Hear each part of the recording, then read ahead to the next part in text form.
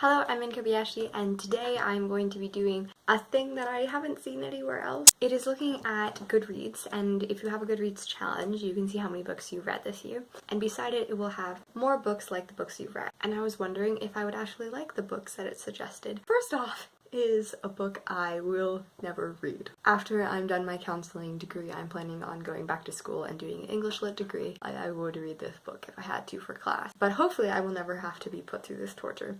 That would be Lolita by Vladimir Nabokov. For those who are graced by not knowing, I shall ruin your world. It is a story about a middle-aged man who is in love with the kid of his landlord. She's like 12, and there's nothing more disturbing. My second one on a happier note is Fantasies by George MacDonald, and this book actually looks super awesome, and I added it to my read list. It is a book that was acclaimed by C.S. Lewis. It's a book in the 1800s. It's an adult fairy tale in which this guy just walks around and discovers this fantasy land. She knew something too good to be told. It definitely seemed like a C.S. Lewis kind of novel, so it makes sense that something like this would inspire him. I'm definitely gonna read this book one day. This one killed me. The Nose by Nicola Gogol. The plot. A deputy inspector's nose disappears and randomly appears across town is a staple of classic Russian literature. There's like War and Peace and Anna Karenina, and then there's The Nose. Arcadia by Tom Stoppard. This is a play. It goes between the 19th and 20th century,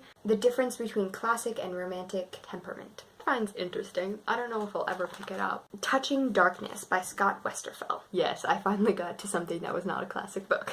Bixby, Oklahoma is full of secrets. Some come out at midnight, some should stay hidden. It's paranormal, which isn't my go-to. I do, however, have 3 Scott Westerfeld books on my shelves. The Uglies, which is dystopian, Leviathan, and Behemoth, which are both historical fiction, so if I like those, I'd probably pick up this book series. Omnious Parallels by Leonard Peikoff. So apparently Ayn Rand, who wrote things like Atlas, Struggled, and Fountainhead, suggested this dude as the successor of objectivism. He wrote this great nonfiction book about how the philosophies of current, this is 1981, US is the same as what led Germany to Nazism. Not huge into like political, the world is coming down, although, you know, United States, he who must not be named. I love Ayn Rand's novels that I have read. However, I don't normally agree with her, so I don't know if I would pick up her successors unless the stuff was really good. But it is possible to disagree with people ideologically as well as enjoy their work. Dr. Faustus by Christopher Marlowe. A German doctor sells his soul to the devil in exchange for knowledge and power. It was published in 1605 and it's actually been on my reading list. I hope you have a grand time reading and writing. One final whop and yes, you're in the bed.